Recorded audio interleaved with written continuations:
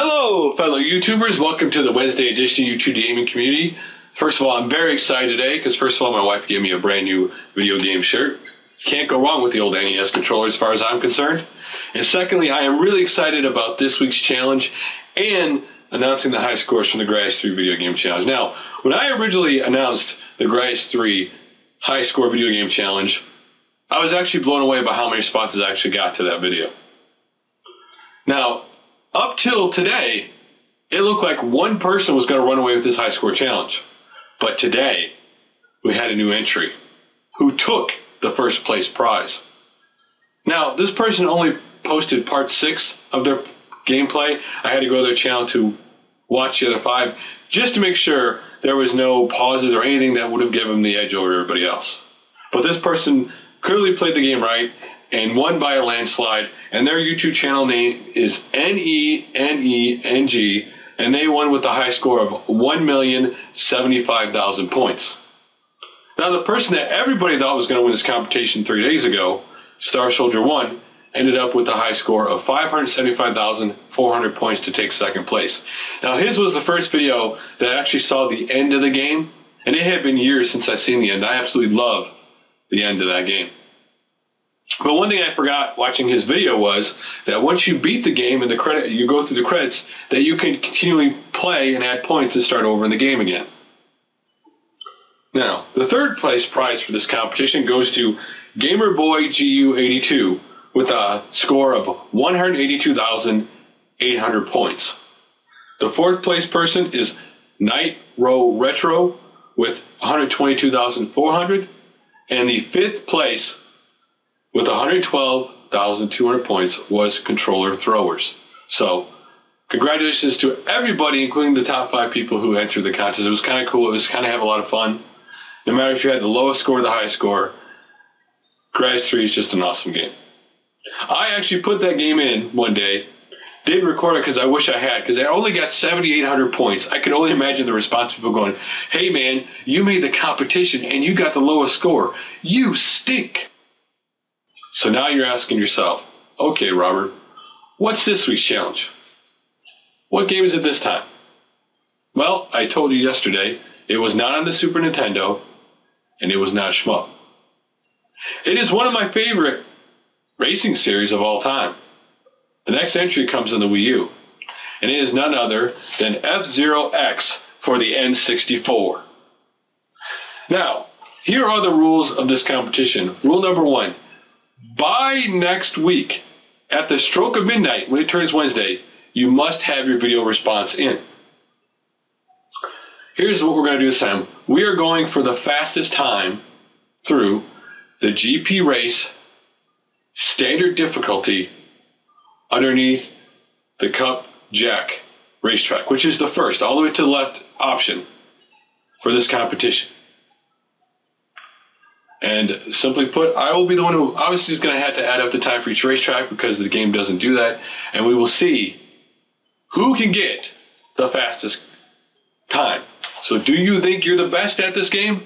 Do you think you can get the fastest time? Record your response to this video, and next Wednesday, I will announce the winner. So, let's get to videos to check out today. And the first video is a topic I want to talk about. It is from Machinima, and it is the Game Chasers, Waxasnatchie, Super Mario Brothers, Duck Hunt, Paperboy, Final Fight 3, and Tetris 2. For those who don't know, Game Chasers are now part of Machinima. They're still with RetroWare TV. And the reason why I bring this video up is because I want to talk about a very important subject for people. For people who decide to join big gaming networks on YouTube. Recently, it's come to light that a lot of people are finding out that what they signed up for was not exactly what they expected. If you are going to join any gaming network, and there are advantages from doing it, despite the fact the partnership thing is not as big as it used to be an advantage, there are still advantages from joining a gaming network due to exposure and people who may have never seen your channel before. If you are going to do this, please make sure you go through a tooth and comb and a needle and a haystack and check every single line of the piece of paper you're going to sign, that electronic contract, whatever it is that you're going to sign. Know it inside and out. If you have any questions, ask. Listen, your channel is yours. Remember, pretend like you're your own boss on your channel, because you're the only one who's going to protect your channel and your rights. If you don't do it, no one else is going to do it.